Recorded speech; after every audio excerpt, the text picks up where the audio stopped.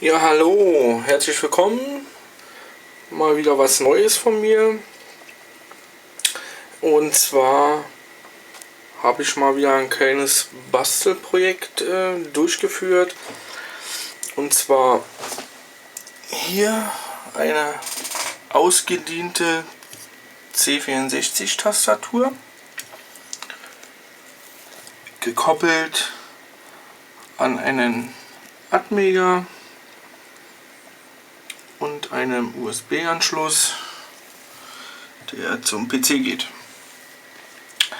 Sowas gibt es natürlich schon, aber ich wollte halt sowas mal selber realisieren und auch für den Emu64 nutzbar machen.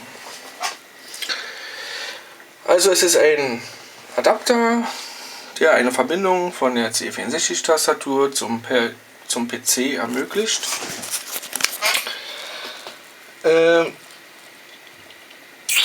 Okay, dann zeige ich euch einfach mal, wie das funktioniert.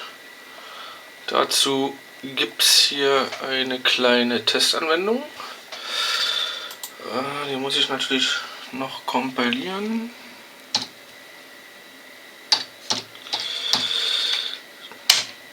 Dann machen wir das mal.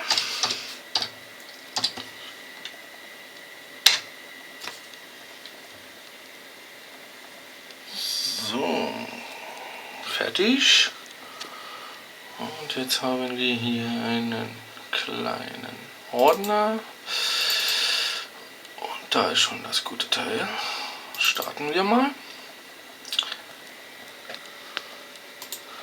Da ist es. So, das ist eine kleine Testanwendung.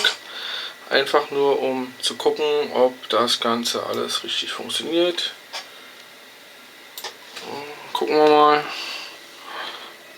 Drücke mal ein paar Tasten und man sieht, ui, er erkennt die C64-Tasten.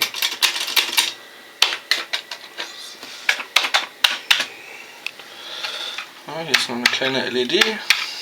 Beim Tastendruck leuchtet das schön.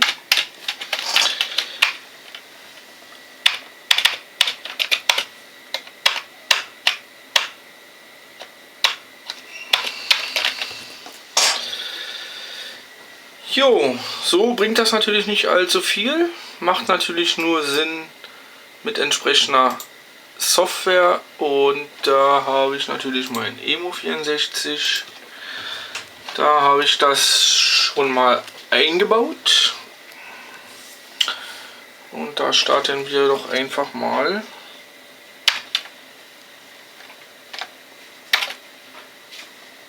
Ups. Man sollte natürlich, wenn man im PC was macht, auch die PC-Tastatur nehmen.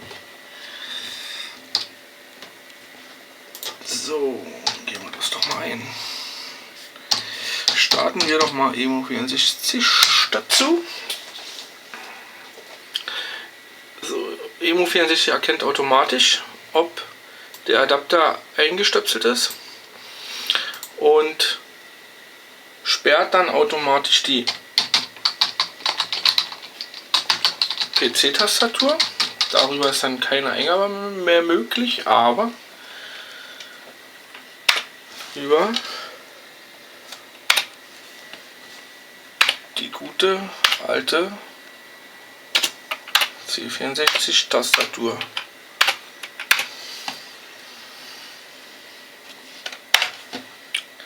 Funktioniert.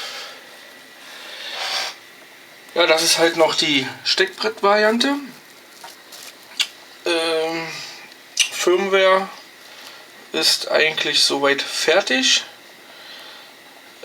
Was jetzt noch fehlt, ist ein Layout für die Platine. Das werde ich noch machen.